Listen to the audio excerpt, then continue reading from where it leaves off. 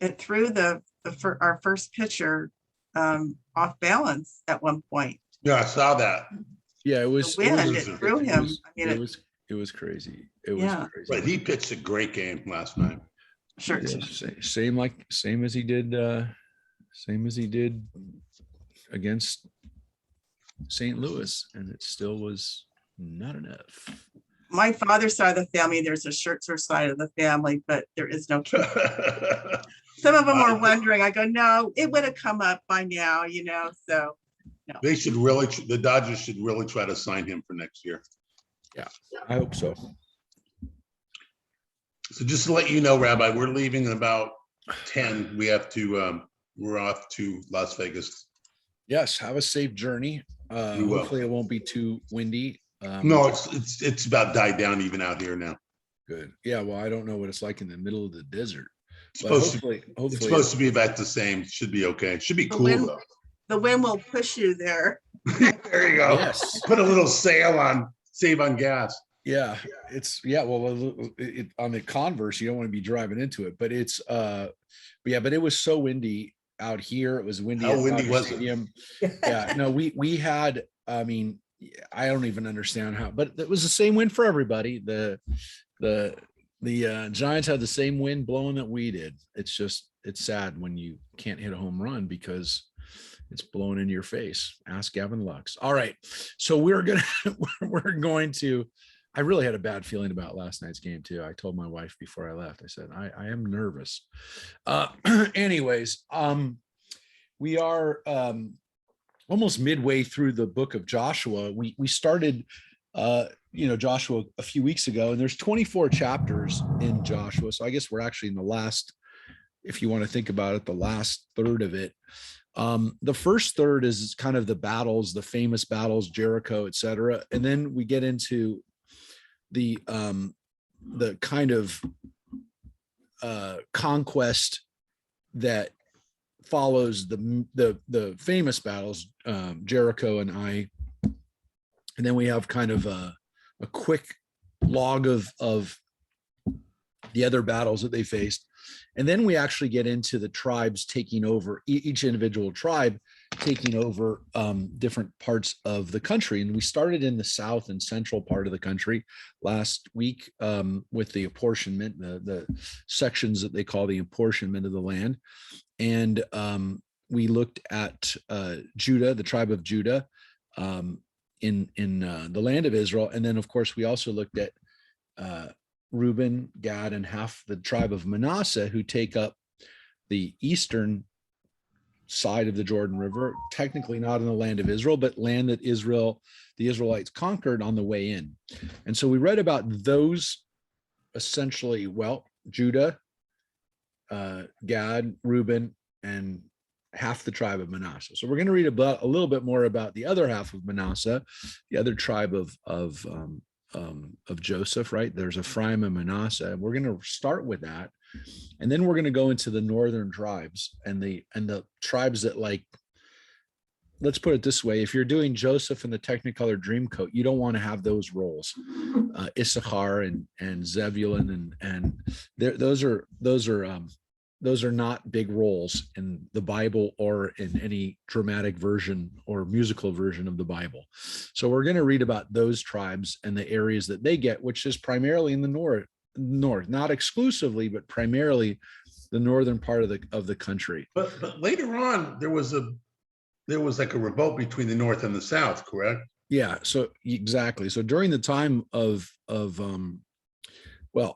as we talked about a little bit in the past, and again, to kind of keep this in mind, the north and south were really not unified for very long. It's really only during the kingdom of Saul, and then into the kingdom of David and into his son Solomon, where you have a unification. And the unification is always tenuous. It's always, are they really unified?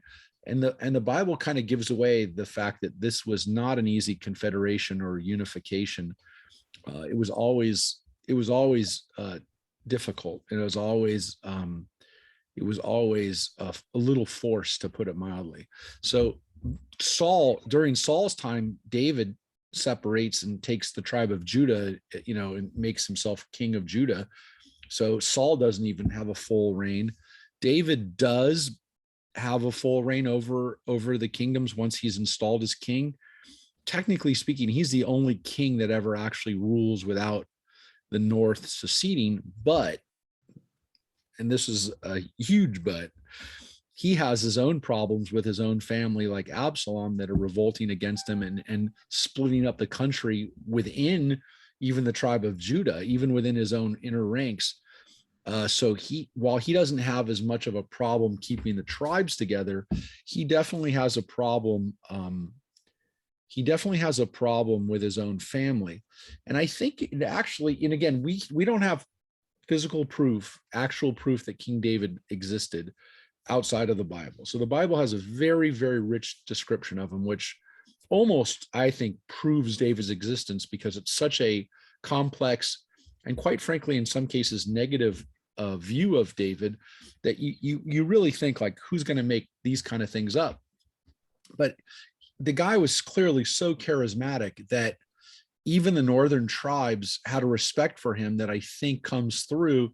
And when we get to the books of Samuel, you'll see it. You'll see that the northern tribes, even though they had their own agenda, they recognize that David is a special leader, and at least during his time stay together. But by the time his son Solomon takes over, the tribes are already, at least by Solomon's later days, are already starting to split off. So what we're talking about is, again, a 50, 60, 70 year at tops point where the north and south together. Jerusalem was in the north, right? Yeah, and we actually finished, well, it's in the center. So we right, but it was part of the quote north. Yeah, well, it's right on the border, right? So it's I say it's a perfect equivalent to Washington, D.C. Exactly. And so Judah technically is supposed to dispossess, and this is the last thing we read, they were supposed to kick out the Jebusites, who are the Canaanites. They're a Canaanite people. They're a Canaanite kingdom, if you will, small city state. The Jebusites were the inhabitants of Jerusalem. And it says right here, the Jebusites were not thrown out. And it says that even by the time that this was written, the Judites, the tribe of Judah, is living with the Jebusites in Jerusalem to this day, which means that they were Canaanites living for generations in Jerusalem, even into the time of King David. So that's an important thing to remember too, is that we're reading about Canaanites who clearly are not thrown out. They're not killed. We've read that throughout the book of Joshua, and we're going to see it even more here in today's reading as we read about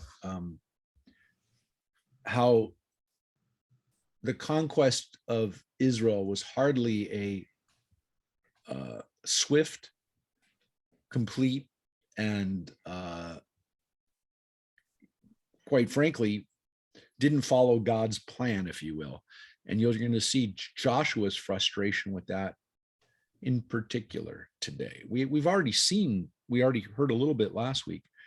But Rosemary, if you wouldn't mind, we're gonna start reading here in chapter 16 about the tribes of the tribes of Joseph, because Joseph within Joseph's the son of Jacob, Joseph, that beloved son, has two tribes, Ephraim and Manasseh. And Manasseh by himself, we already read, has two portions. He has an eastern and a western portion. So you can see that Joseph's descendants are huge parts of this, which, by the way, might be why Joseph has a huge part of our book of Genesis. When we go back to Genesis and remember how much of essentially, again, the last 13 chapters of Genesis, 13 chapters deal with Joseph and his brothers, you understand why maybe those stories were so important, because they're the foundation stories for why Joseph is such an important part of the Israelite confederation, the tribal confederation later on. And Joseph representing those tribes is to some extent, a power in his own right. And of course, we see the other brothers that take a big role in that story, like Judah, who's the one who intercedes and tries to protect Benjamin. You have a story that is really maybe much more like a personal family story, which we usually see it as, but you actually have more of a national, ethnic, if you will, origin story, which shows why the tribes of Joseph, Judah, and Benjamin are all connected, because these are the center. This is literally the bulwark of the Israelite confederation. Do we have any idea how many people we're talking about? By the time that, during the time of Joshua, it's difficult. And what's interesting, by the way, is that Joshua is very sketchy when we've gone through it. Whereas other books of the Bible, including Deuteronomy and Numbers and even Exodus, throw out numbers for how many people we're talking about. This book is very sketchy about numbers and how big cities were and how many people were in each tribe. Joshua, the book, doesn't tell us a lot. But we don't have an idea archaeologically. Well, that's what I was going to say. So archaeologically, we do have some idea. Okay. And so from the archaeological picture that we have, which would be, again, we're talking about here from the time of Moses's death, Joshua takes over, to the time of King David. You know, what we kind of estimate that the whole population would have been was probably the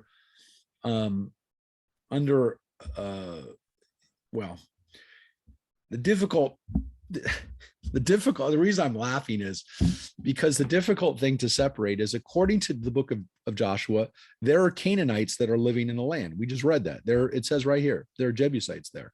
So the question is, when we look at archaeologically, and it's very hard for us, I mentioned, to tell the difference between Canaanite and Israelite pottery, for example. You can't tell the difference. Let me put it that way. You can't tell the difference. If we don't know for sure whether these are Canaanites or Israelites by the archaeology, and even again, the book tells us that they were intermingled. It says right here, the Judites and the Jebusites dwell together in Jerusalem. They are both there to this day, is what they're saying.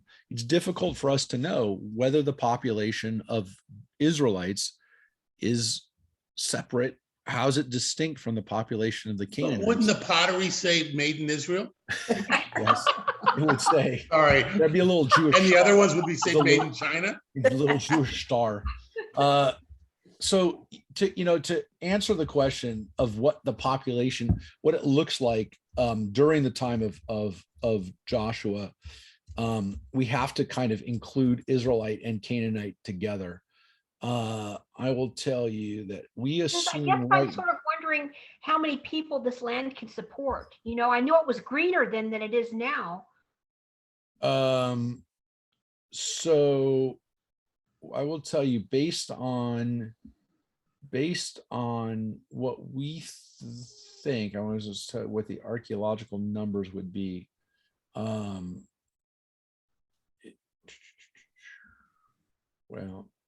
it doesn't actually give me it just says that 600,000 Israelites. Hold it a second. Let me see what the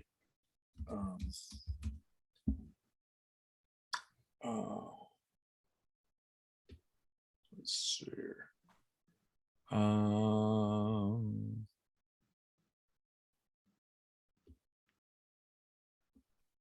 Let me tell you. Yeah, I can't tell you what it is during the time of Joshua right now. I'll look it up to see. But if we look at the book of Numbers, which is probably very overstated, there's a lot of people.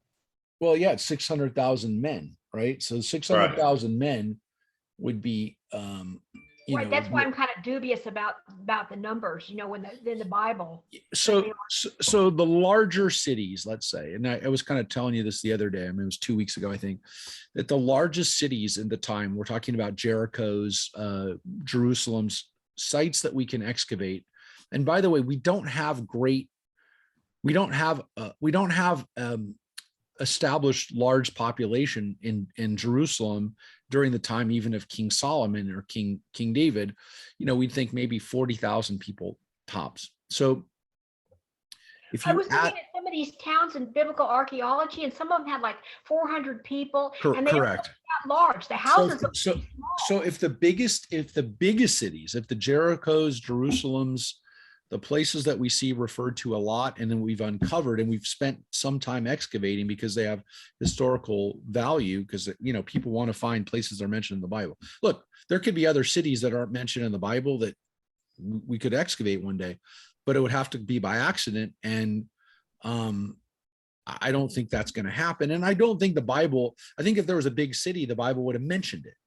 So Bethel, these other places that we're going to read about today, they were big city. I mean, big cities for Israel at the time. We're talking about those would have probably been as a big city, they would have been about 20,000. I mean, that's a big city. Jerusalem, maybe 20,000 during the time of Joshua, a Jebusite city. So when we're talking about is that probably the country total would have held about 1 million people, which means that like if 600,000 men came out, and that's 2 million, 1.5 million people that came out of Egypt into the land, it just doesn't seem to support that many people. Could the numbers in Numbers in Deuteronomy reflect what the population was during the time of King David? That's more probable. And it could be that that's really what we have in the book of Numbers is a reflection of that. I was looking at some of the houses too, and the houses were small. You know, they were mud on the bottom and wood on the top, and they were very, you know, at least what they've excavated. And I thought there can't be a lot of people or maybe they can. They're all packed in there. I don't know, but they look pretty small, and the towns didn't look. Some of the towns they don't look like gigantic big towns. Yeah. Not like the numbers that the Bible gives. Yes. So so the bottom line is that this is an much older article in Biblical Archaeology Review. It says that Davidic Jerusalem was home to fewer than 2,000 people. And I don't know if that's been upped since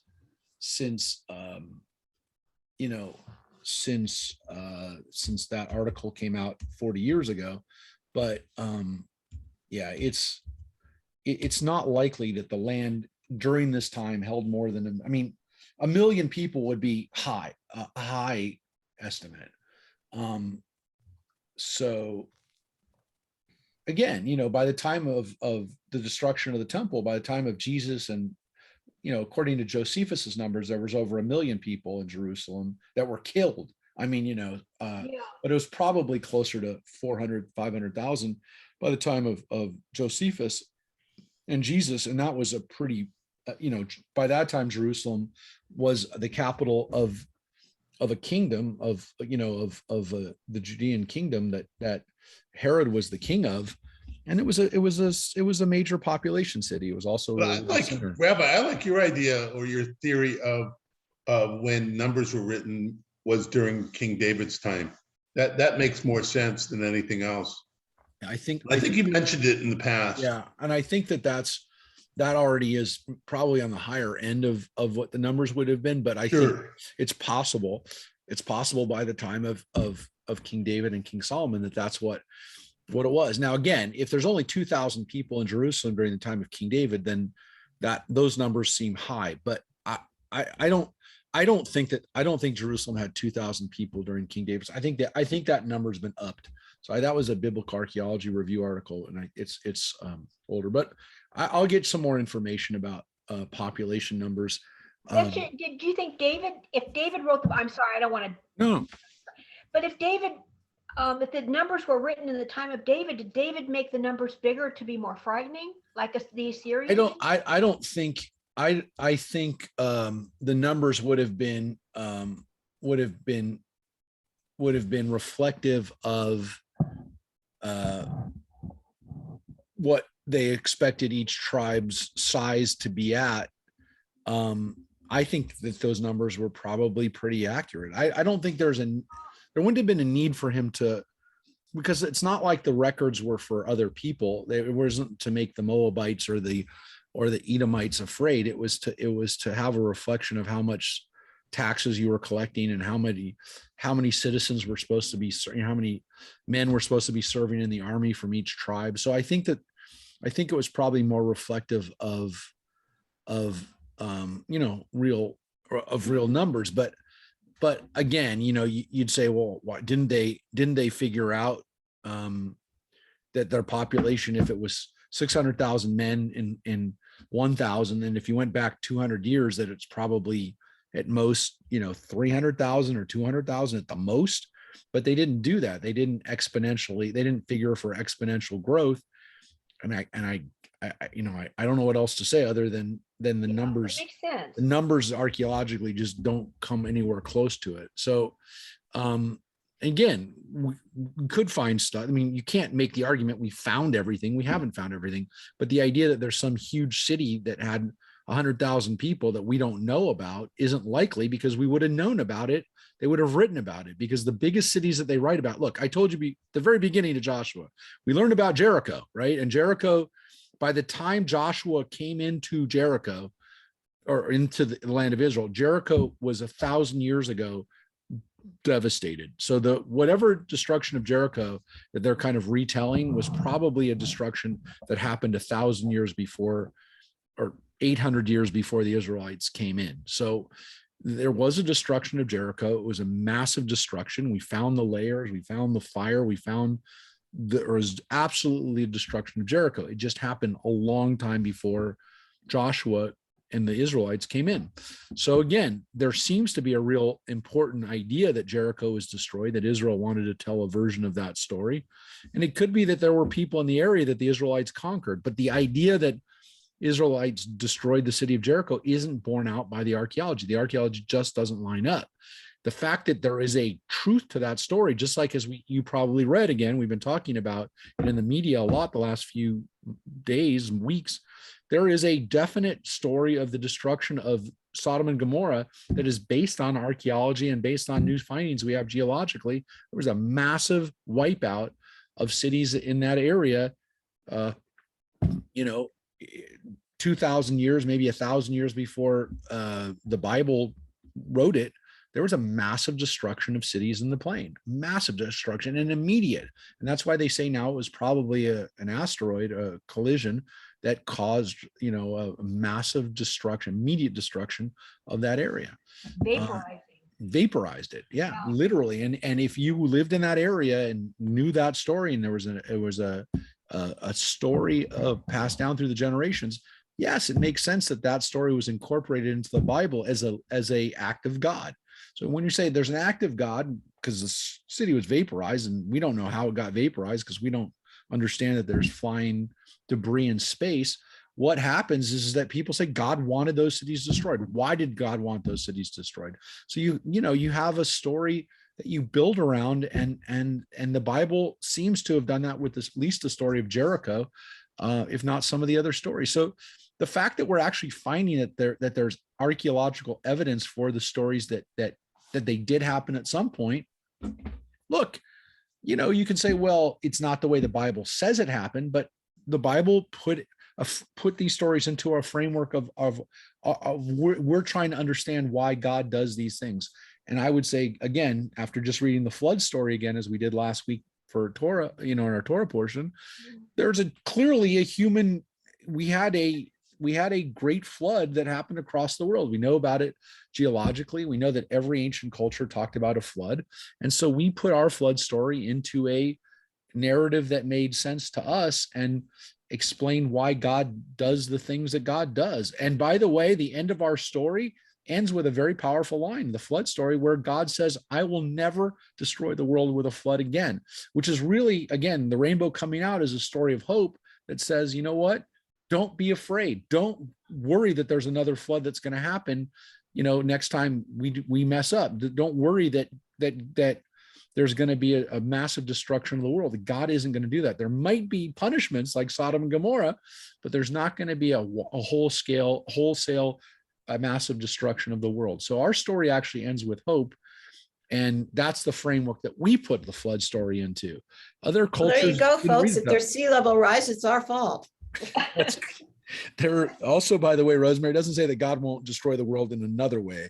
I always like to point out, it doesn't say, God says, I'll never again bring the waters across which leaves open for the possibilities of vaporizing, by the way. I just want to point that out.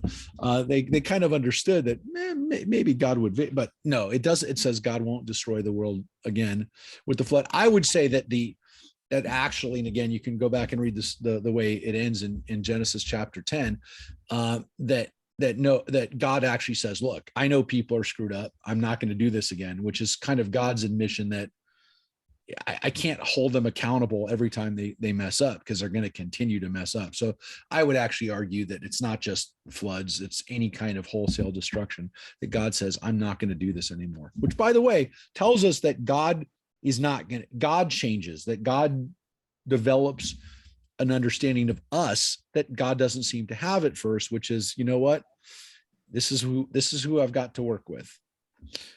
I created these people, and turns out they're not quite up to what I expected, but which is sad. I mean, it's kind of sad that we disappointed God. I'm not saying that that's not part of the theology here, but the other thing is that God recognizes that, you know what, I can't react like this every time, because I'm just going to keep wiping people out. I don't know. I would argue that we change, not so much God, that our viewing God, or what we see, our perception of God changes as humankind grows. That could be part of it too. But it does say, Gail, it says explicitly that God said, I'm not going to do this anymore, because I know that the hearts of man is evil from their youth, this is just what they do. And God recognizes that there's a part of us that is fallible, to put it mildly. So the good thing is that it's almost like a parent finally realizing that there's only so much I can do, and I'm not going to overreact, and I'm not going to, I have to accept this. And it doesn't mean I like it. And God doesn't say I'm okay with it, but God says, you know what? I'm not going to fly off in a rage every time they screw up, because I don't want to get into this anymore, because it's very personal. So I'm not gonna belabor the point. But every year the Torah teaches us something, because we're a little different. And I will say that, Gail, the more important thing is that as we read the Torah, we change, and the lessons that we take away from it are my point. different. So let's get to Joshua chapter 16. Rosemary, if you want to start with the Josephites, which again are B'nai Yosef, the children of Joseph. The portion that fell by lot to the Josephites ran from the Jordan at Jericho, from the waters of Jericho east of the wilderness. From Jericho, it ascended through the hill country to Bethel. From Bethel, it ran to Luz and passed on to the territory of the Archites at Ataroth, descended westward to the territory of the Japhletites as far as the border of the lower Beth Horon and Gezzer, and ran on to the sea. Thus, the Josephites, that is, Manasseh and Ephraim, received their portion. Okay, so let me just show this quickly, the map of this,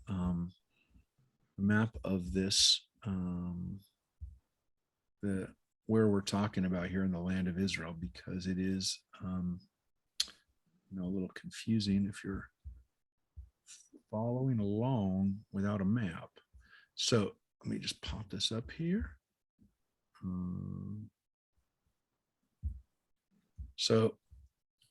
We read about Judah, and we read about Reuben and Gad and East Manasseh is the way this map says it, which is a good way of describing it, because here we have Ephraim and Manasseh. We have West Manasseh. These are the Josephite tribes. So you can see when we have Judah, Benjamin, and Ephraim and Manasseh, we have the heartland of the country. We have literally, we have the tribes that are making up, when you look from here, from the top of Manasseh down to the bottom of Judah, Shimon, if you look at that distance, that today is about 75% of Israel. The only part of Israel that's not there is the area up here in Naphtali, Zebulun, Issachar, and Asher, which are the Galilee. So here's Haifa, modern day Haifa today. Here's modern day Tiberias today. So this whole area we call the Galilee, very important part of Israel. Obviously, a beautiful part of Israel. It's where a lot of the kibbutzim are. It's where a lot of the remember the population centers here in Israel during the time of Jewish settlement, during the return, the first waves of Aliyot from Eastern Europe. A lot of the kibbutzim were up here in the north, and of course, down here in this area in the lower part of Judah, this is the Negev. These were two of the least desirable areas, and this is where Jewish people were able to purchase territory, land from the Turks, to cultivate and to turn into kibbutzim and to farms, collective farms. This area was primarily the area of the Palestinians, the West Bank we call it today, which is Ephraim, Manasseh down here to into Judah. This part here, the eastern part, is Palestinian primarily, and again, here at Benjamin is kind of in the middle, is where Jerusalem is, and you can see Jerusalem right there, the border between Benjamin and Judah. So that gives you an idea of where the tribes are and what's already been assigned, which is a good chunk of the land of Israel, but it's still quite a few tribes that haven't been settled. But the largest tribes, Manasseh, Ephraim, Judah, have all been settled. Benjamin is not one of the largest tribes, but kind of by virtue of the fact that it's stuck between Ephraim and Judah, it's pretty important too. And here you can see Dan as well, which we're going to get to a little bit more in detail, but Dan is originally a central tribe. And then as we're going to read, they actually relocate. Why? Because they kind of got squeezed out between Judah and Ephraim. This tribe of Dan actually has to find a new home up here. They're gonna actually move. The tribe will actually move up into a different part of the land. Yeah, I wondered what they were doing down there, because it was always from Dan to Beersheba. Dan was way in the north. Yep. And that's not where they were supposed to be. Dan's property would actually be pretty valuable today. It's on the road from Jerusalem to Tel Aviv, and this corridor right here is prime, if you can imagine, connecting Israel's two biggest cities. I mean, Haifa is the third city, but it's like literally connecting New York and Washington, or whatever equivalent you want to use between major population areas, which along the route are population. And it's not like the LA to San Francisco ride where you're driving through nothing for a long time. It's actually again more like a New York to DC, or Boston to New York, where you're going to drive through major population centers the whole way. All right, so here's what they get. The territory of the Ephraimites by their clans was as follows. The boundary of their portion ran from Atroth Adar on the east to upper Beth Horon, and the boundary ran onto the sea. And on the north, the boundary proceeded from Mikmatath to the east of Tanath Shiloh and passed beyond it up to the east of Genoa. From Genoa, it descended to Ataroth and Naarath, touched on Jericho, and ran on to the Jordan. Westward, the boundary proceeded from Tapua to the Wadi Kana and ran on to the sea. This was the portion of the tribe of the Ephraimites by their clans. So again, this is the lower of the two that we saw. Ephraim is south, and then you go up to Manasseh, or the West Manasseh above it. Together with the towns marked off for the Ephraimites within the territory of the Manassites, all those towns with their villages. However, they failed to dispossess the Canaanites who dwelt in Gezzer. So the Canaanites remained in the midst of Ephraim, as is still the case, but they had to perform forced labor. Yeah, so that's the thing that we sometimes have in these descriptions of these conquests, is that they didn't wipe the people out. They kept them, and then they kept them in kind of a forced servitude.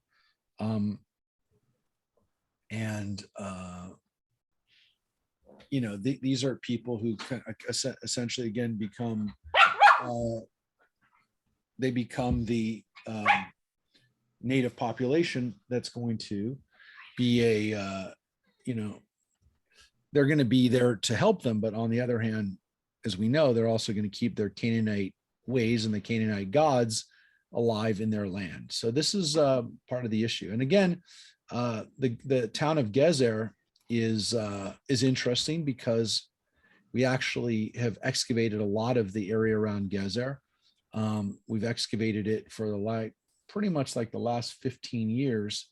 And it's mentioned in Egyptian texts. There is a Israeli Israeli city or kibbutz there in Gezzer. And again, this is this area on the road between Tel Aviv and Jerusalem. It's a really cool thing. It's right by where the Maccabees were in Modi'in, and the town of the kibbutz at Gezzer is actually we actually had the rabbi from Gezzer come to our synagogue about 7-8 years ago, maybe 7 or 8 years ago. It's actually a Reform kibbutz. Now, of course, Gezzer is funny because it's a carrot. Gezzer is the Hebrew word for carrot, for a carrot. And let me see if I can put up the website for Gezzer. So the woman who's the rabbi of Gezzer is actually an American woman who made Aliyah. And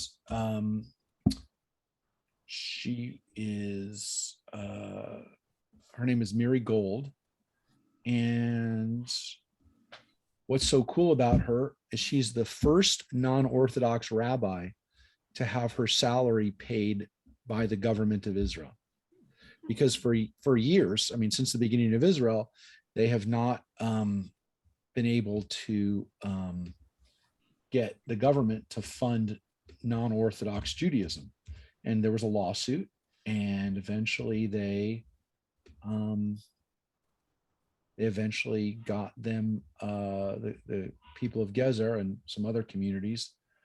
She was at our synagogue in 2016, Mary Gold. Does anyone remember her coming? No? Nobody? I guess not. She was there. Yeah. Oh, actually, sorry. She was there at the beginning of 2017. So, yeah, it's very cool.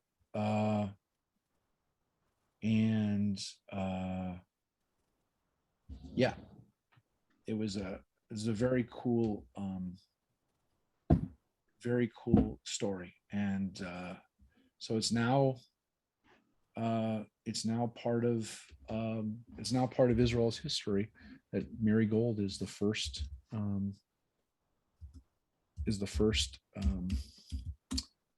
and there have been others now since that that have been able to become paid by the government. So there you go. So let us continue into chapter 17. It's too bad. I thought somebody would have been there when Mary was there, but it's okay. She's an interesting story. She's also one of the leaders of the Women at the Wall, who advocate for women to have a place to pray at the Western Wall. Anyways, continuing. And this was the portion that fell by lot to the tribe of Manasseh, for he was Joseph's firstborn. Since Machir, the firstborn of Manasseh and the father of Gilead, was a valiant warrior, Gilead and Bashan were assigned to him. And now assignments were made to the remaining Manassites by their clans, the descendants of Abiezer, Helek, Asriel, Shechem, Hefer, and Shemida. Those were the male descendants of Manasseh, son of Joseph, by their clans. Now Zelophehad, son of Hefer, son of Gilead, son of Machir, son of Manasseh, had no sons, but only daughters. The names of his daughters were Malah, Noah, Hoglah, Milcah, and Tirzah. They appeared before the priest Eleazar, Joshua, son of Nun, and the chieftains, saying, "The Lord commanded Moses to grant us a portion among our male kinsmen." So, in accordance with the Lord's instructions, they were granted a portion among their father's kinsmen. Yes. So for those of you who ever wondered what happened to the daughters of Zelophehad, did they just disappear once they came into the land? Did everything work out? Well, guess what? They're still here. They're still making sure that their claim that it was given back in the book of Numbers will be upheld. So what we have here is kind of a follow-up to the story. which is this, again, reminder that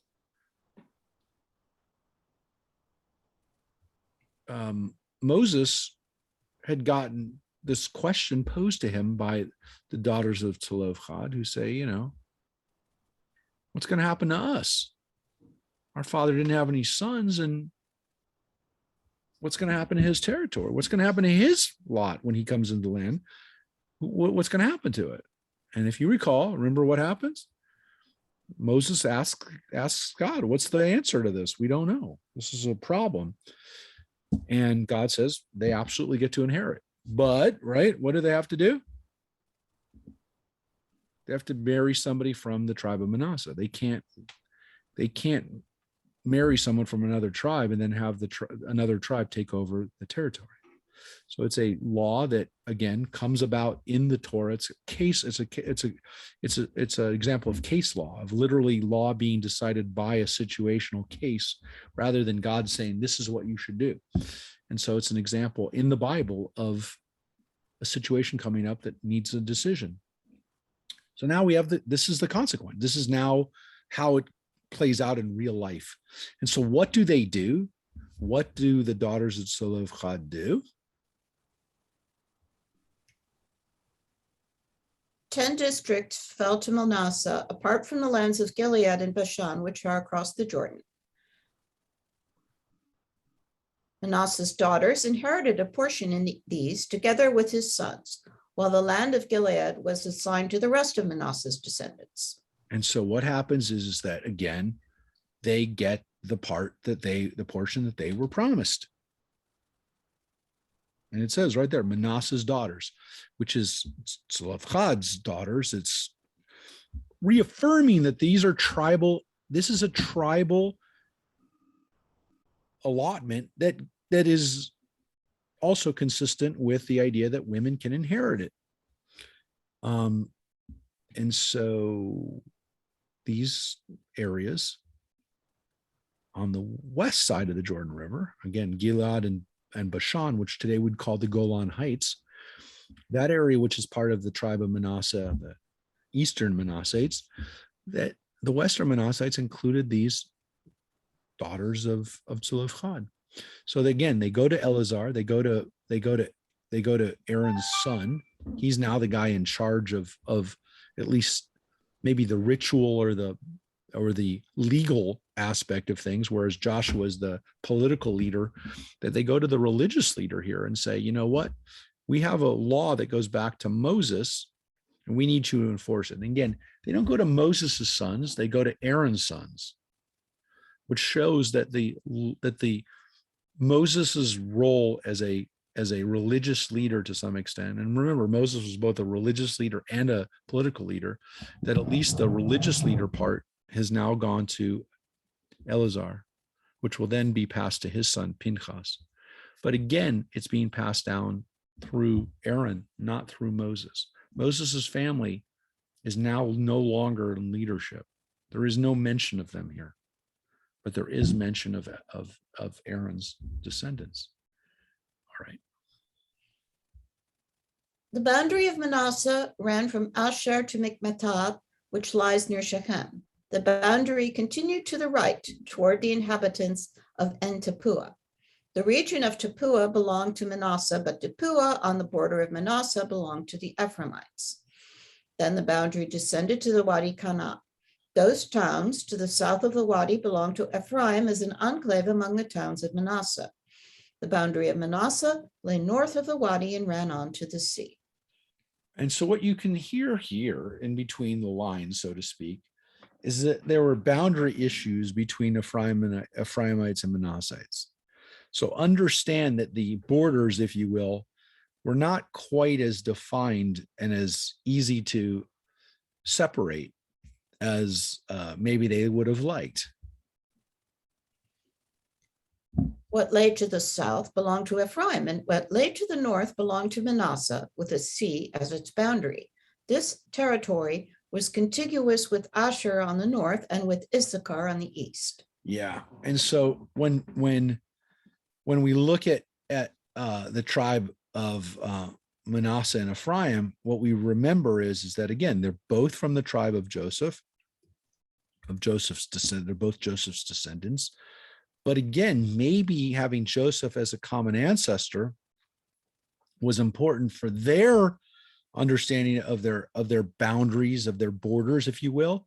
And so maybe that also reflected, some struggles amongst themselves for that. And Ephraim and Manasseh having, reminding them, if you will, that they're both descendants of Joseph, that they're close from that standpoint, maybe was very important, because again, the boundary seems to be a little nebulous. It's a little difficult to pull it apart, if you will. And when I read this, I think about obviously the modern nation of Israel, what kind of border it's going to have with Palestinians one day. If that ever happens, it's going to be very difficult. It's going to have things like some of the enclaves, there's a part within that part that is part of the other country. By the way, if you ever want to see this in practice and that it actually does work, though it works today and maybe wouldn't have worked 150 years ago, go to the border of Belgium and Holland, and you will see between Belgium and the Netherlands several towns where literally the borders between the countries run between the towns, and they change from house to house. So you can actually go into a building that is part in Holland and part in Belgium. And, it's kind of funny, they'll have little markers on the ground, but that there's a reason for that. And that, there was a time when, and again, Belgium is a fairly newer country in Europe. Does not have the same long history that some of these other countries do. But even within Germany, there were territories in Germany where, one principality was within another, and the borders were people died, and they were fighting for generations over borders that were not very easily distinguishable. So if you have a river that's a boundary, or a sea, that's easy, but not if part of a city is in one, and part of it, in this one there's a wadi, which is a riverbed that is there, and even that doesn't quite work, because there are towns that are like on both sides of the wadi that seem to have been in Ephraim. So it's not easy the Bible is basically telling us that these boundaries in some cases were not easy to distinguish, and there were probably sources of friction between the tribes. So this is just within the sub-tribe of Joseph. So now we've also touched on some of the other tribes in the north, Asher and Issachar. So here we go.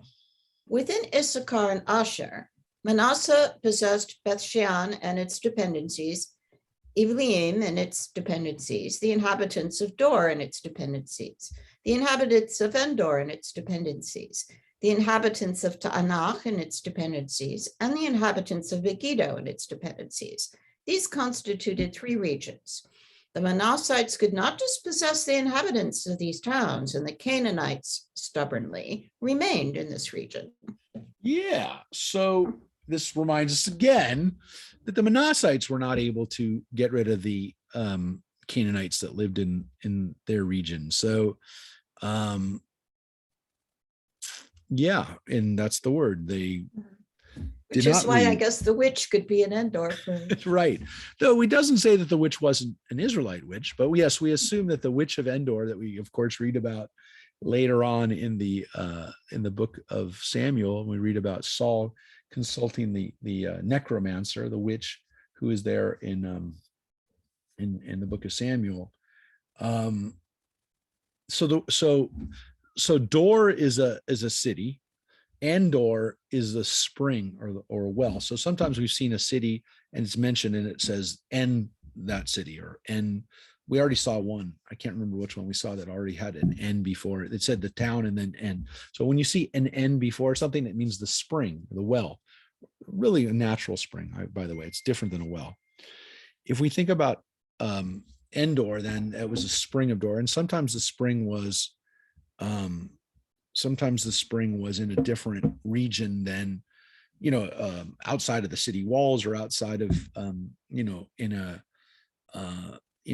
upstream from where the city was. But obviously control of the spring was very important because that was the water source for the town. So if the town water source is not inside the town, inside the walls of the town, that makes the town very susceptible to a water stoppage or a water dispute, because the shepherds outside of the town can be using all the water and it's not getting into the village, it's not getting into the town. So that's why they're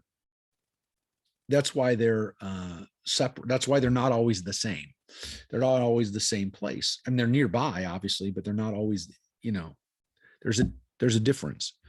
So these are areas in the north that, again, these tribes in the north were inhabiting, which were, we've done excavations on. Obviously Megiddo is a very important town. It's the place of Armageddon. Har-Megiddo is where the word Armageddon comes from. A lot of battles fought in this area because it runs through what we call the Jezreel Valley, which is a natural boundary, if you will, between the north and the south. In Israel, it's kind of the dividing line between the north, the Galilee and to the north, and the Jezreel is a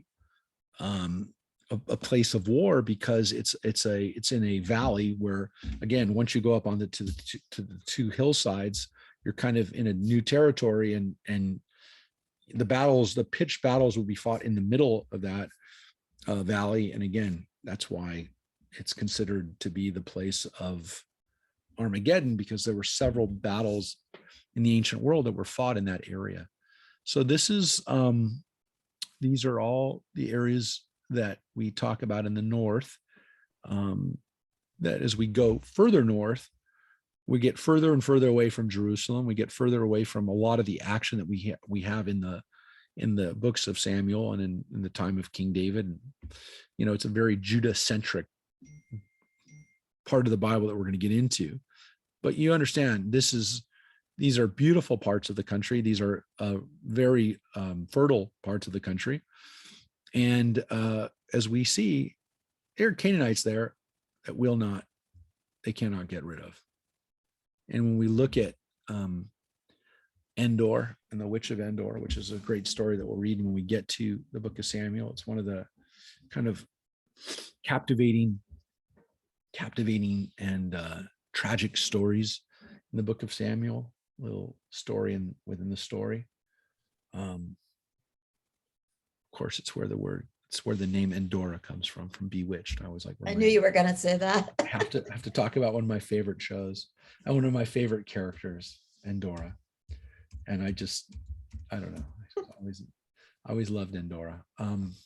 Me too. And as I often tell people that that was, to me, the idea that my mother-in-law would be an English lady. And I'm not saying my mother-in-law is Agnes Moorehead, but I always found there to be some interesting similarities. And she's never called me Durwood, but I always imagine that there's some kind of word like that's about to come out. But anyways, I just thought she was, that was one of those roles that I just thought was like, it was so good for what it was fairly campy, television, but she just, like, she came out like she was like, this was on, she was going to get a Tony Award. This was great. Great acting. Anyways, so Endora, my love of Endora. Anyways, so let's continue on. When the Israelites became stronger, they imposed tribute on the Canaanites, but they did not dispossess them. The Josephites complained to Joshua, saying, "Why have you assigned as our portion a single allotment in a single district, seeing that we are a numerous people whom the Lord has blessed so greatly?" "If you are a numerous people," Joshua answered them, "go up to the forest country and clear an area for yourselves there in the territory of the Perizzites and the Rephaim, seeing that you are cramped in the hill country of Ephraim." Okay, so again, the Josephites which would mean both Ephraim and Manasseh, come to Joshua saying, you haven't given us enough territory.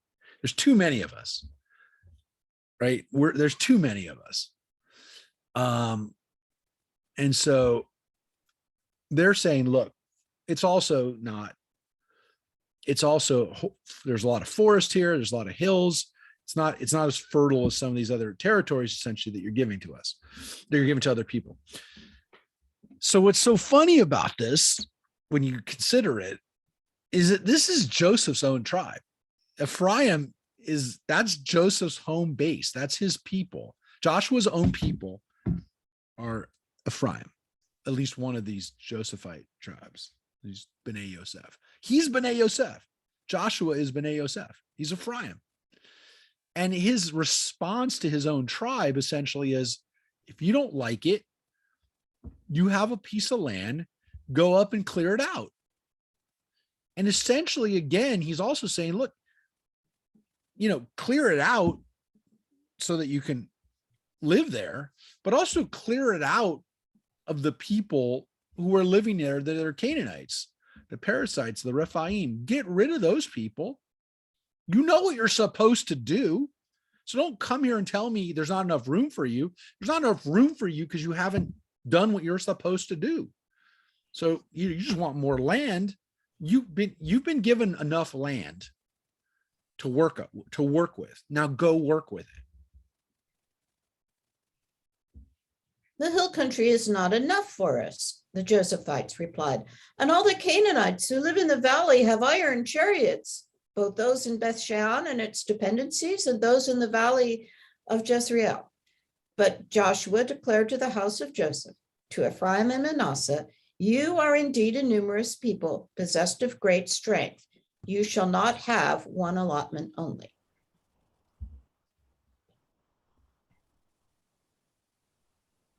Keep going. The hill country shall be yours as well. It is true, it is forest land, but you will clear it and possess it to its farthest limits. And you shall also dispossess the Canaanites, even though they have iron chariots and even though they are strong. Yeah. And he basically tells them, you're coming to me with a problem that you have the answer to already. You come and tell me you're a great numerous people, then prove it. You prove it. You go out and you have great strength. You're great numbers. Go up and possess it.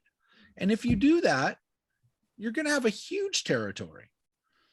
And so again, what seems to be the case here is the iron chariot business, right? This is the problem. The iron chariots. It comes up again. Rechev Barzel. The iron chariots is what is the problem for the Josephites. It is the difference in material culture and the difference in ability to wage war that exists between the Israelites and the Canaanites.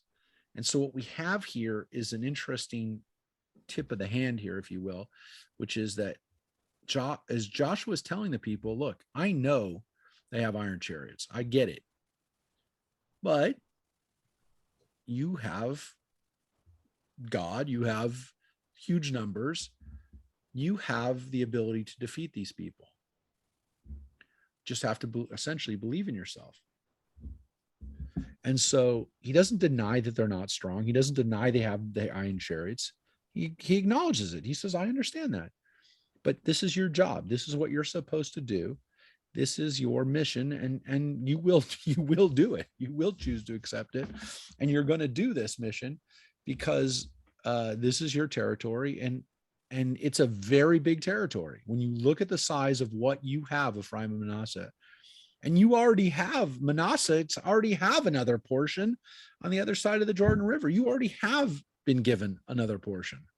So there's this recognition that, yeah, things are tough. They're not easy, but you have the potential to do this. And again, this is where Joshua is essentially taking the lessons that he learned as Moses' right-hand man, as being one of the only people who believed in the mission in the first place, and tells the next generation, you have to believe in your mission as well.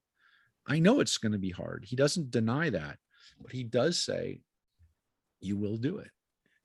And so this is Joshua asserting himself as the new leader and telling the people to have faith and to do what they're supposed to do.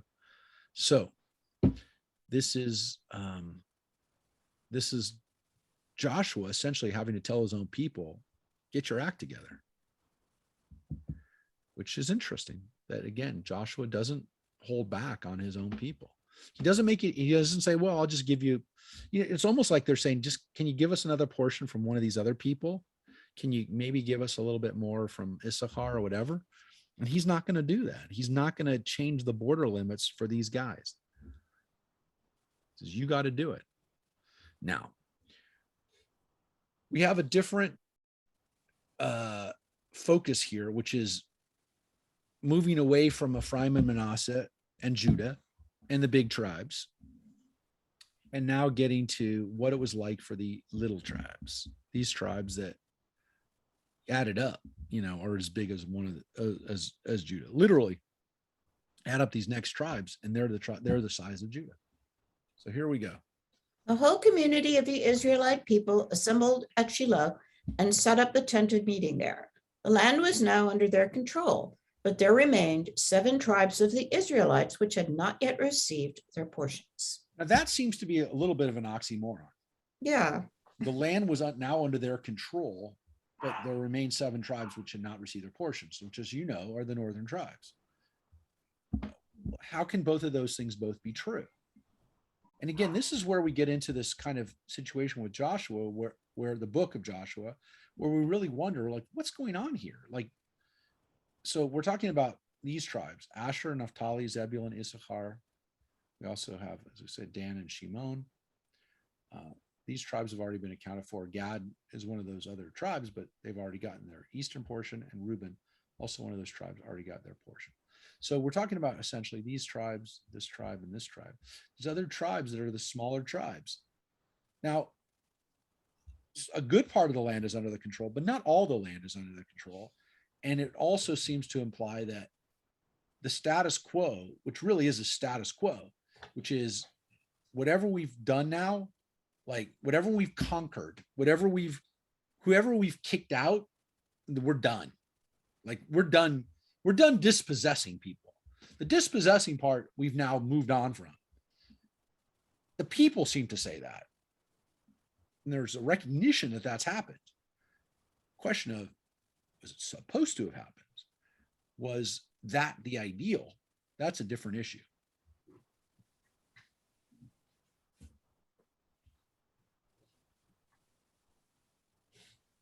Here we go. You should scroll some more. So Joshua said to the Israelites, how long will you be slack about going and taking possession of the land which the Lord, the God of your fathers, has assigned to you? Appoint 3 men of each tribe. I will send them out to go through the country and write down a description of it for purposes of apportionment, and then come back to me. So at least from Joshua's standpoint, you haven't finished the job. It's what he says. How long will you be slack? Which is a great translation of this word right here, mitrapim. How long will you not finish? How long will you allow this to hang out?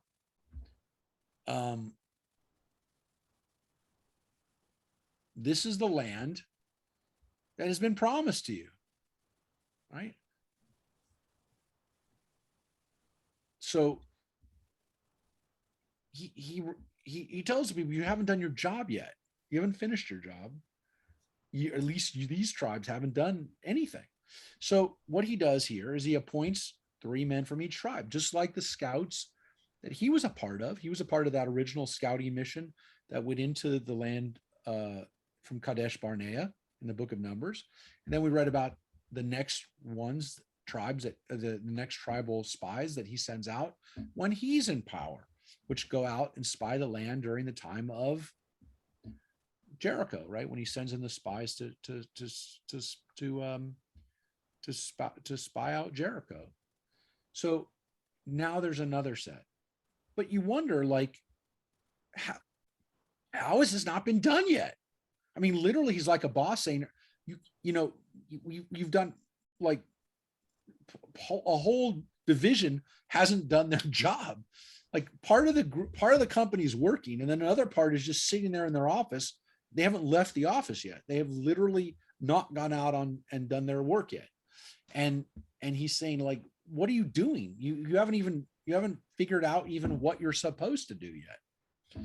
So he says, you're going to get cracking. Get these spies out, get these couriers out, get these people out. So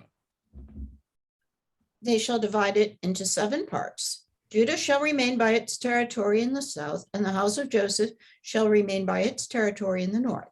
When you have written down the description of the land in 7 parts, bring it here to me. Then I will cast lots for you here before the Lord our God.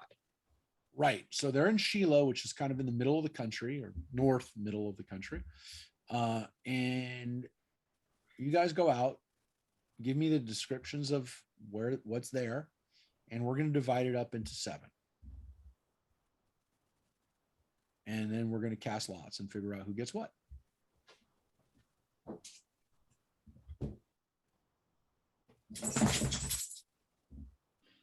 For the Levites have no share among you, since the priesthood of the Lord is their portion, and Gad and Reuben and the half tribe of Manasseh have received the portions which were assigned to them by Moses, the servant of the Lord, on the eastern side of the Jordan. The men set out on their journeys. Joshua ordered the men who were leaving to write down a description of the land, go, traverse the country and write down a description of it. Then return to me, and I will cast lots for you here at Shiloh before the Lord.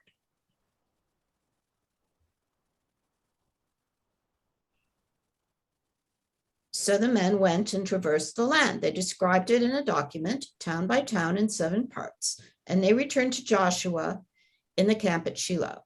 Joshua cast lots for them at Shiloh before the Lord, and there Joshua apportioned the land among the Israelites according to their divisions. The lot of the tribe of the Benjaminites by their clans came out first.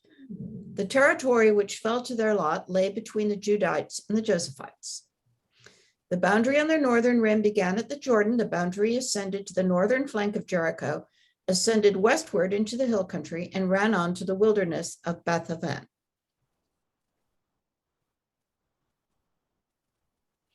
From there, the boundary passed on southward to Luz, to the flank of Luz, that is Bethel. Then the boundary ascended to Atroth Adar, and then to the hill south of lower Beth Horon.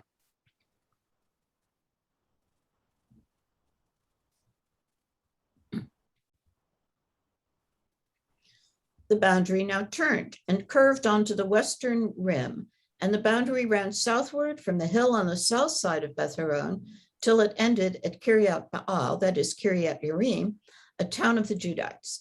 That was the western rim. The southern rim, from the outskirts of Kiryat Yearim, the boundary passed westward and ran on to the fountain of the waters of Nephtoah. Then the boundary descended to the foot of the hill by the valley of Beth Hinnom at the northern end of the valley of Rephaim. Then it ran down the valley of Hinnom along the southern flank of the Jebusites to En Rogel. Curving northward, it ran on to En Shemesh and ran on to Gelilot, facing the ascent of Adumim, and ascended to the stone of Bohan, son of Reuben. It came northward to the edge of the Arabah and descended into the Arabah.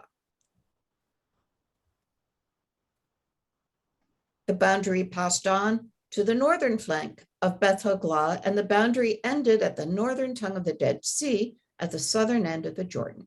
That was the southern boundary.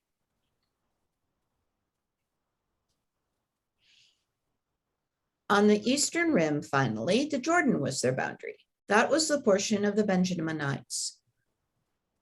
by their clans according to its boundaries on all sides. And the towns of the tribe of the Benjaminites by its clans were Jericho, Beth Hoglah, Emek Keziz, Beth Arabah, Semarim, Bethel, Aviv, Parah, Ophrah, Shephar Ammonah, Othni, and Geba, 12 towns with their villages.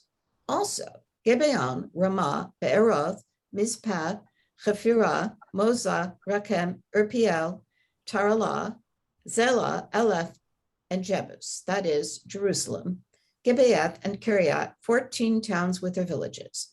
That was the portion of the Benjaminites by their clans. Yeah. And let's just zoom in on Benjamin a little bit. Now, this is Benjamin right here. It's a fairly small tribal portion.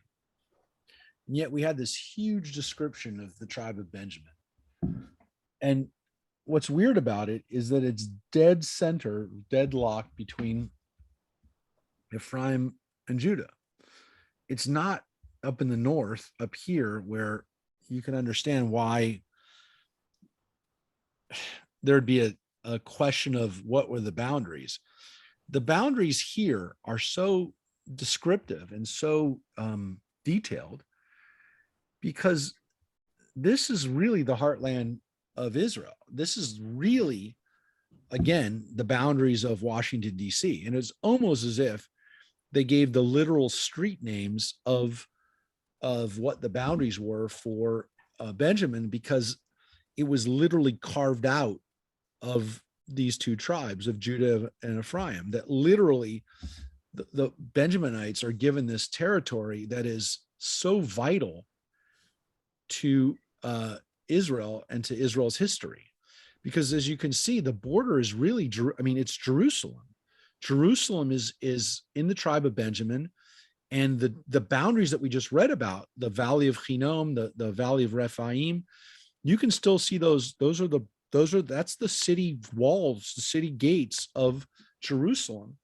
And so this is a critical part of Israel. It's going to be the capital of Israel, obviously. That's why it's like DC. But it's also everywhere around it is the area that is kind of like the environs of the suburbs of Jerusalem. And so as Jerusalem becomes a major city, those areas become a major part of the land of Israel, and a very valuable part of the land of Israel. Because you can imagine, it's like anytime you get into a city, the closer you are to the city, the more valuable it is. And the inner suburbs are going to be more expensive than the outer suburbs. I mean, to use the Santa Clarita, example, when you get out to Ephraim and you get out to, Shiloh up here, which is where they start, or you go down to Ephrat, which is near Bethlehem. If you go down here, you're in the outer jurisdiction of Jerusalem. But in here, in this area right in here, you're talking about the heartland of the country, and you're talking about literally the corridors of power. So all those places that we read about, Gibeah, Beth Horon, Adumim, these areas today are critical parts of the creation of a Palestinian territory, is very much tied into these areas that we just read about today. So these cities that we just read about, or these villages and towns that are mentioned in this description of Benjamin, these areas, Gibeon, Mizpeh, Bethel, Jericho, as you can see, is all the way down by the Dead Sea, but it's a very valuable and important city. Ramah, all these places are mentioned frequently in the Bible, and to this day are the critical parts of whatever final outcome there'll be to Israel with regards to the Palestinians. This area is vital to I'm going to actually show you. It is a vital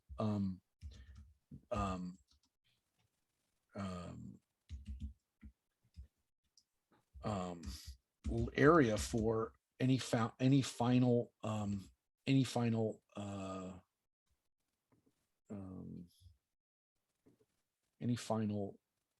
settlement around that area. I'm going to show you a close enough inner map so that you can see this. Hold on a second. Let me just. Okay, 1 second. Let me just open up this map quickly. So you can see this one. This is. I hope this is big enough for people to see. Hold it.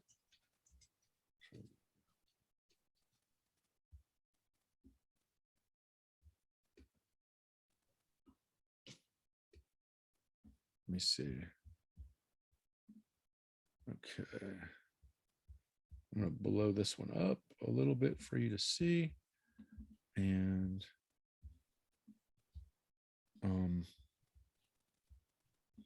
so you can see this. So this is Jerusalem here, this map here. The blue part is Israel. So this is where Israel is today, the border of Israel. This is the old city right here. And this is East Jerusalem over here. So all these blue triangles here are listed as Israeli settlements, or just they're considered Israeli settlements by international law. All of the red parts right here, these are Palestinian areas. And this outer boundary right here, this black line right here, is the area that Israel considers to be the municipality of Jerusalem. So everything in this black line that's out here, Israel considers this part of Israel today. They consider it, when Israel annexed Jerusalem, all this area was made part of Israel. And so Israel considers all of Jerusalem to be Israel.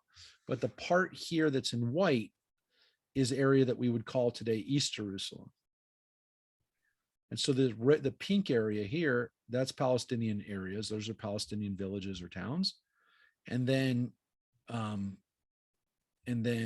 the Jerusalem municipal line is this black line. And that is the area that, again, we're talking about here on the that these villages are one of the ones that are described in the book of Joshua. And you can see that this area right here is the area that's going to be a sticking point for people, is all of these blue areas.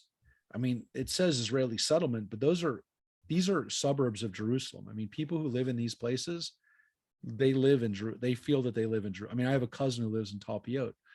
I mean, they don't think of themselves living in a settlement. They feel that they're living in Jerusalem suburb, which, again, when I talk about suburbs, I mean, this is Jerusalem, and then this is the old city. I mean, you're talking about 2-3 miles. I mean, this is a 5 mile. That's 5 miles, that section right there. So from the old city, you're talking about nothing around here is more than like 2 miles away from the old city, a mile away from the old city. I mean, this is all walking distance. Everything around here is in walking distance. And even these far out places. I'm just wondering, is the suburbs as religious as the old city? Some of them, not all of them, but most of them. I mean, my cousin who lives down here in Talpiot is modern Orthodox, but she has a job. I mean, she's definitely not Haredi, but yeah, it depends. I mean, a lot of the people who are living here now just can afford to live. They can afford to live here. They can't afford to live here. The homes in this area of Jerusalem are ridiculously expensive. So you can't, no one can afford to live in this part of Jerusalem anymore, unfortunately. So, I mean, anywhere out, even out to here, which is not within the borders of municipal Jerusalem, even these towns and suburbs are very, very expensive. So again, the closer you get to the old city, the more expensive it is. By the way, part of the problem with the property values in Jerusalem, and one of the issues that Israel has to deal with, is that a lot of the people who have homes in Jerusalem don't live there. They live there maybe 1 month out of the year. They're Orthodox Jews from America and from Canada and from England who have homes in Jerusalem because they want to have a home in Jerusalem, and they don't actually live there. So it creates an artificial market where there's a huge, they call them ghost towns or ghost villages or ghost buildings, and they're beautiful apartments, but they're not inhabited most of the year because they're owned by fairly affluent I wouldn't even say expatriates. They're American residents, citizens, Americans who have homes in Jerusalem because they wanted to have a home in Jerusalem. I mean, look, I'd like to have a home in Jerusalem, but it's not fair. I mean, I would do it because I have the money, but it's not fair because I artificially am forcing another person out of the market who lives in Israel. So it creates this situation so that, people have to live in these places. I mean, here's Adumim over here, which is a major town of 80,000 people live in Adumim, and it's considered East Jerusalem, and it's not considered to be part of Israel, at least according to international law. But I mean, there's no way that Adumim is not going to be part of a final border of Israel. I mean, there's no way. So whatever the final border will look like, these areas right here are going to be critical for the they're going to be critical for the final status. So we're going to read one more chapter today, and then we're going to pick up later. The second lot fell to Simeon. The portion of the tribe of the Simeonites by their clan lay inside the portion of the Judites. Their portion comprised Beersheba or Sheba, Moladah, Hazar Shual, Bala, Etzam, El Tolad, Bethul, Hormah, Ziklag, Beth Markabot, Beth Lebaot, and Sharuhan, 13 towns with their villages. Ain, Rimmon, Ether, and Ashan, 4 towns with their villages, together with all the villages in the vicinity of those towns, down to Balat Beer and Ramat Negev. That was the portion of the tribe of the Simeonites by their clans.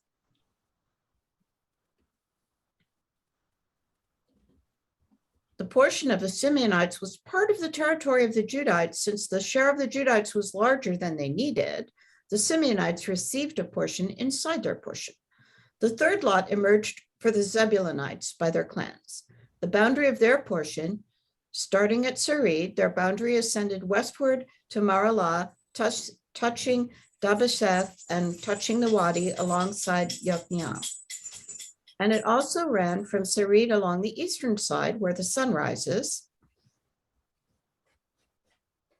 Can you scroll? Sorry about that. I'm trying to mute for.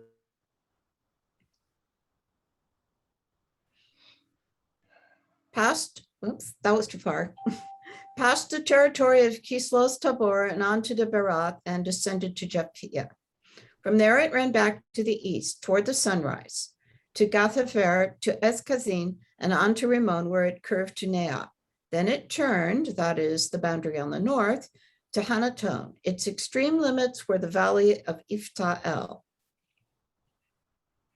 Katah, Nahalal, Shimron, Adalah, and Bethlehem, 12 towns with their villages. That was the portion of the Zebulunites by their clans, those towns with their villages. The fourth lot fell to Issachar, the Issacharites by their clans. Give me one sec. Wait 1 second before we go on, because I just want to touch on something that is fairly confusing. First of all, I want to just show one thing. Let me just show. I want to show one thing which is important for you to see, which is the this interesting description of the Simeonites, because Shimon is a tribe within a tribe, in the sense that, again, like Vatican City or San Marino or some of these other Mhm. principalities, it's surrounded completely by the tribe of Judah. So here we have this weird situation that Shimon isn't given a kind of its own territory. It's given a territory within a territory, which seems to be a reflection of the fact that the tribe wasn't really strong enough on its own. It's strange. It's a strange kind of recognition that they were not able to be separate. What's interesting, of course, is that Shimon, as we know from the Bible, is the second oldest of the 12 tribes after Reuben, and also the next oldest is Levi. And so what's interesting is Shimon and Levi both really don't get their own portions, which is kind of what we read about when they're blessed, or more appropriately cursed by their father Jacob, who basically says, the two of you guys you're very violent and kind of not well behaved. And it's almost like it justifies their punishment, which is the fact that they don't get territories really of their own. It's almost like, again, that they're held off. Now, Reuben gets a territory on the other side of Jordan. And so Judah, you can see, has a huge territory. And of course, as we read about, Manasseh has two huge parts, and Ephraim has a very important, huge part here too, with Benjamin, kind of, again, being in the middle. But what's really confusing right now, and I just want to draw your attention to it right now, is it says that Zebulun, which was one of the northern tribes, you see Asher, Zebulun, Issachar, Naphtali. Again, these are the tribes that we just heard are going to get their allotment, because they didn't really take over. And again, Zebulun is clearly in the Galilee. You can see there's the Haifa, there's Zebulun. There's, again, as you're going down, this is the Jezreel Valley right here. The Jezreel Valley goes like this. It's Megiddo, Tanakh, got down here. So we mentioned this area, and it kind of, actually, I should put it over to here. It goes to here.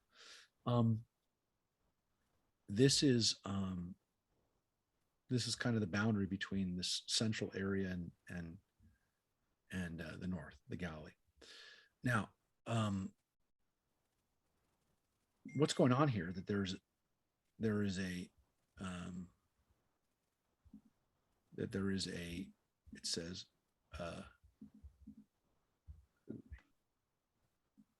why is there a Bethlehem?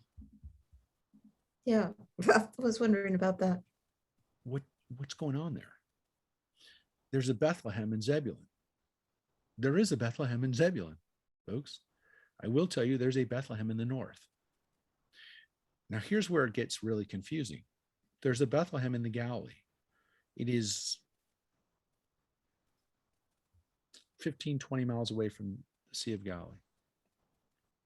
Now, the reason that this is interesting is because Jesus is from Bethlehem. Now, Bethlehem literally means a house of bread. And there could have been, and there were two Bethlehems. There could have been more Bethlehems, because Bethlehem literally just means like the harvest town. This is the town where we gather together and bake bread, or gather together wheat. So, it's a farm place. So it's not surprising that there's two Bethlehem. It's not like it's a special name. It's not. It means a house of bread. That's literally what it means. Beit Lechem. Hamotzi Lechem mean hard. Lechem, and Beit means house. So it's not a mystical name. It's not named after anybody. It's a thing, right? Okay. Well, here's the problem. Because there's a Bethlehem in the north, it is possible that the stories of Jesus's birth were not understood or were conflated.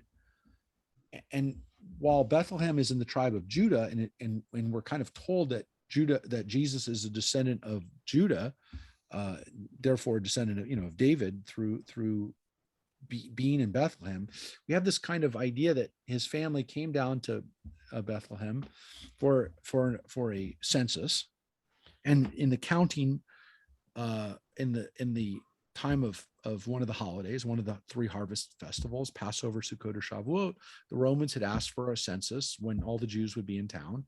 And so they're in town in Jerusalem, and they stop in Bethlehem, on their way. And that's why he's born there in the manger in the barn, because there was no room at the inn, which was, again, not really true, because as we know now from Airbnb, people would rent out their homes to pilgrims and to people. It was not a strange thing to do, or it's no longer a strange thing to do. So this is all normal stuff that could have happened, but it's also very possible that Jesus was from a town called Bethlehem in the north, and that the story kind of like was repurposed to be that he was born in the southern Bethlehem, and therefore came there because he was there with his parents on their pilgrimage and on their census taking. We don't know for sure. I will tell you this. The idea that Jesus's family was in the tribe of Judah when he was born is a wonderful story. It's not necessary, because the Romans did not need to bring everybody to Bethlehem or to Jerusalem or to the south to count them. The Romans were very effective at counting people by sending in somebody to count the people, because they wanted taxes, and they were very good at collecting taxes. We know that from the Christian Bible and the Hebrew, the Jewish sources of the time.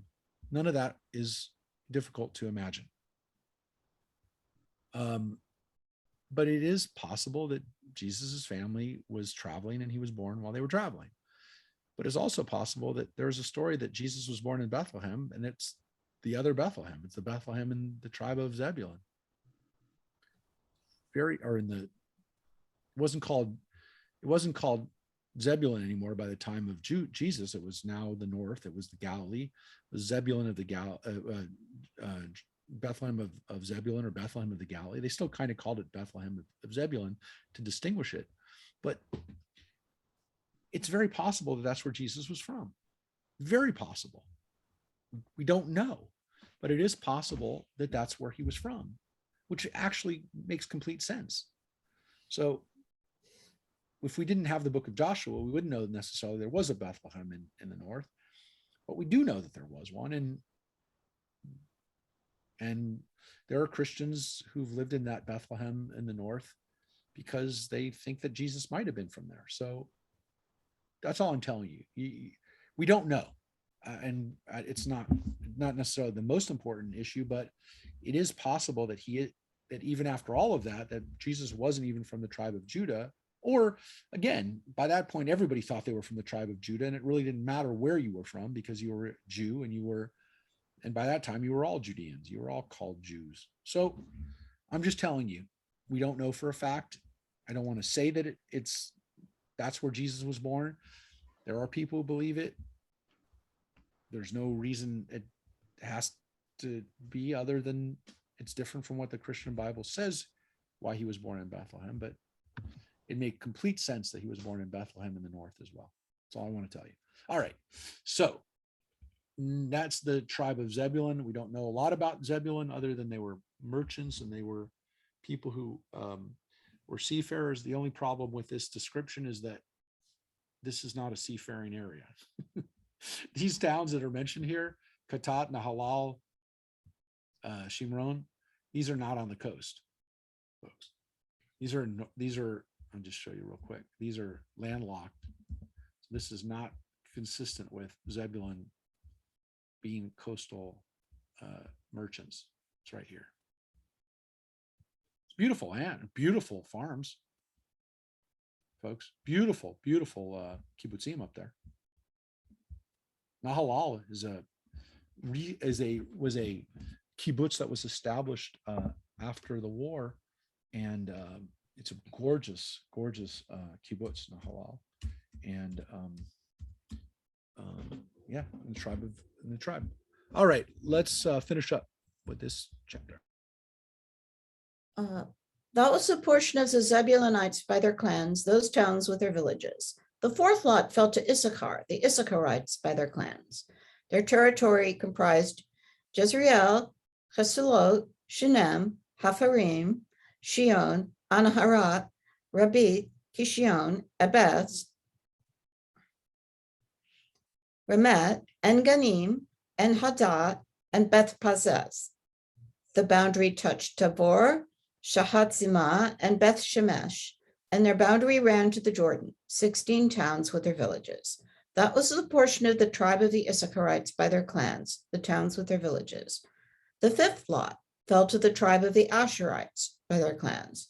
Their boundary ran along Helkat, Hali, Beten, Akshaph, Alamelech, Amad, and Mishal, and it touched Carmel on the west and Shihor Libnah.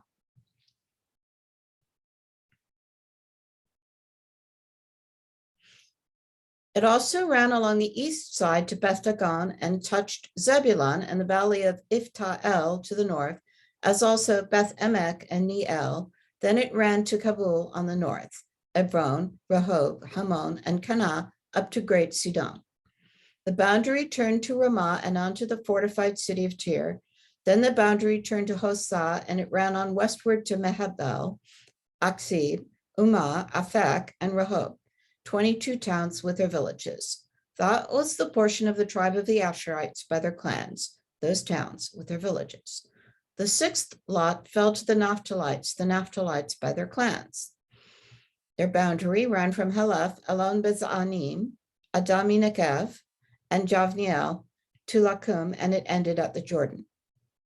The boundary then turned westward to Asnoth Tabor and ran on from there to Hukok. It touched Zebulun on the south, and it touched Asher on the west, and Judah at the Jordan on the east. Its fortified towns were Zidim, Zer, Hamath, Rekath, Kinneret, Adamah, Ramah, Hazor, Kadesh, Edrei, En-Hazor, Iron, Migdal El, Horem, Beth Anat, and Beth Shemesh, 19 towns with their villages. That was the portion of the tribe of the Naphtalites by their clans, the towns with their villages. The seventh lot fell to the tribe of the Danites by their clans. Their allotted territory comprised Zorah, Eshtaol, Ir Shemesh, Sha'alavin, Ahalon, Itztalah, Elon, Timnah, Ekron, Elteka, Gibbeton, Baalath, Yehud, Bnei Barak, Gath Rimmon, Me Yarkon, and Rakon at the border near Jaffa. But the territory of the Danites slipped from their grasp. So the Danites migrated and made war on Lashem. They captured it and put it to the sword. They took possession of it and settled in it. And they changed the name of Lashem to Dan after their ancestor Dan. That was the portion of the tribe of the Danites by their clans, those towns with their villages. When they had finished allotting the land by its boundaries, the Israelites gave a portion in their midst to Joshua, son of Nun. At the command of the Lord, they gave him the town that he asked for, Timnath Serah in the hill country of Ephraim. He fortified the town and settled in it. These are the portions assigned by lot to the tribes of Israel by the priest Eleazar, Joshua, son of Nun, and the heads of the ancestral houses before the Lord at Shiloh at the entrance of the tent of meeting. When they had finished dividing the land, the Lord said to Joshua, "Speak to the Israelites." This is where This- this is where we're going to finish next. I time. was So you going to can- stop. Yeah, you can see that here we don't really end this. This is a really interesting break, because we would say when they finished dividing the land, the Lord said to Joshua, right? And so here we would like I put the page break at the end of 10 of tent of meeting. meeting, yes. And so that is an example of the way kind of we divided it, rather than the Christian scholars who then added Mechalek at Haaretz, which is they're just kind of like their coda, that's the way that they describe the dividing of the land. But really the way we understand it, when they had finished dividing the land, then the Lord said to Joshua, and then we get to the cities of refuge, which we're going to read about next week. So what we can see here is that we get, and I'm going to show you one more time, the map that we looked at. This is the map of the northern tribes going into the north. We read about Issachar, Zebulun, Asher, and Naphtali, that these are, and then this area right here, Dan is going to eventually be where the Danites down here. settle up here. Now, again, what we just read is they let it slip from their grasp, which seems to be a nice way of saying either, again, they were forced out maybe by Philistines who came in here, or again, between the Ephraimites and the Judites, who kind of said, you know what, you guys, there's no reason for you to have your own territory here. Whatever it was, they decided to go all the way up north. So they go from here, the center, all the way up north up here and take a new place. Your map doesn't show the Philistines at all. Were they not there yet? No, they were. So this whole area right here, yeah, the tribe of Judah goes all the way actually from here, all the way out to here. This was all Philistine. And actually, eventually the Philistines, of course, push all the way out into here. And so when we're going to read about the Philistines doing that. But again, it seems later on, not initially. Initially, Don is given it this territory here. But as the book of Joshua kind of tells us anachronistically, eventually they get kind of pushed up and they settle up here. But that's not until later. So originally Don is down here. And this is prime land. I mean, Jaffa, folks, this is Tel Aviv, friends. Jaffa was what Tel Aviv was originally called, right? It's still called Tel Aviv Yafo. So it's right down here. And so this area for Don was a pretty vital corridor, if you will, from the coast down into Benjamin. These would have been major corridors if you were bringing in supplies, merchandise from Jaffa into Benjamin. You would have had to go right through there, and that is the major corridor today. I mean, this is, as I said, this area is the the New York to Washington route, the San Diego to LA. I mean, this is all towns the whole way.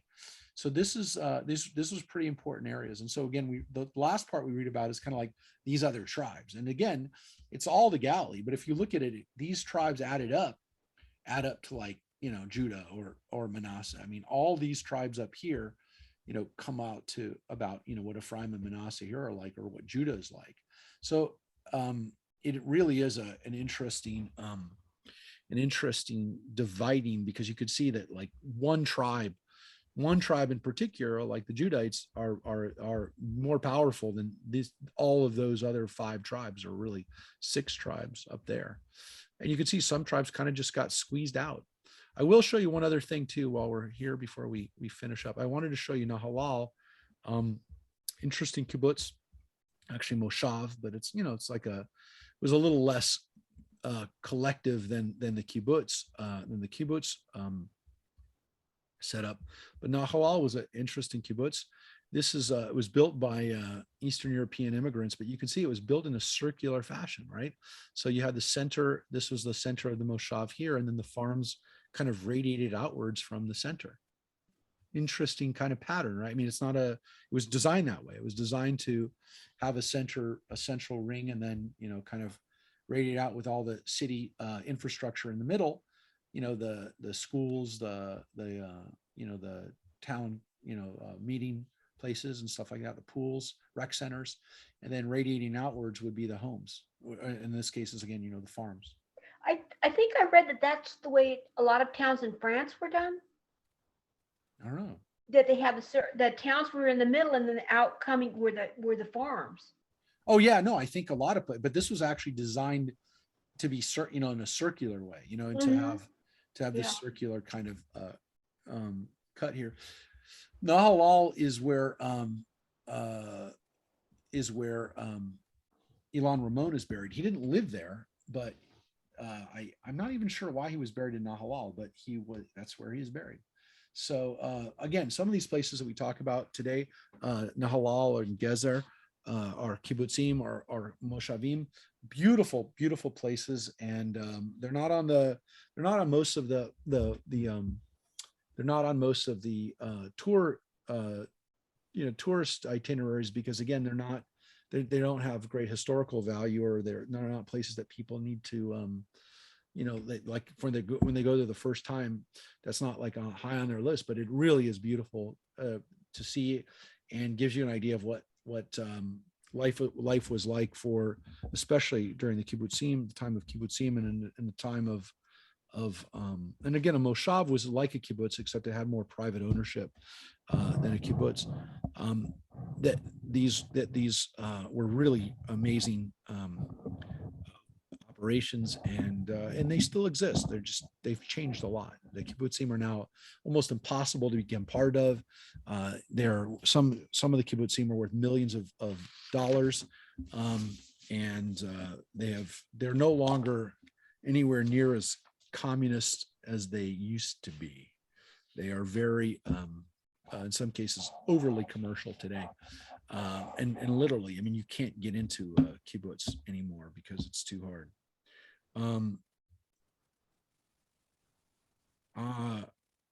So, folks, we will see you next week. We're going to start in chapter 20 next week, and we're going to finish up Joshua. We're going to read the end of Joshua next week, and we look forward to seeing everybody for next week. We're going to read the last couple chapters and read about how they kind of wrap up this last part of their history, of our history. So again, everybody, take care, stay healthy. Join us tomorrow night for Genesis if you can. And other than that, also this Shabbat, we have Rick and Addie will be doing services. We'll be streaming said services. And then next week, we have Rebbe Soul is going to be visiting us from Northern California. Definitely encourage you to see him, because I would love to say he's going to be here more in the future. He does not live in the area, and he lives up in Berkeley, and we're just excited to have him for the time that we've got him. So if you can be there for that, we'd love to see you for the Rebbe Soul service as well. All right, everybody, take care and go Dodgers. Bye, everybody.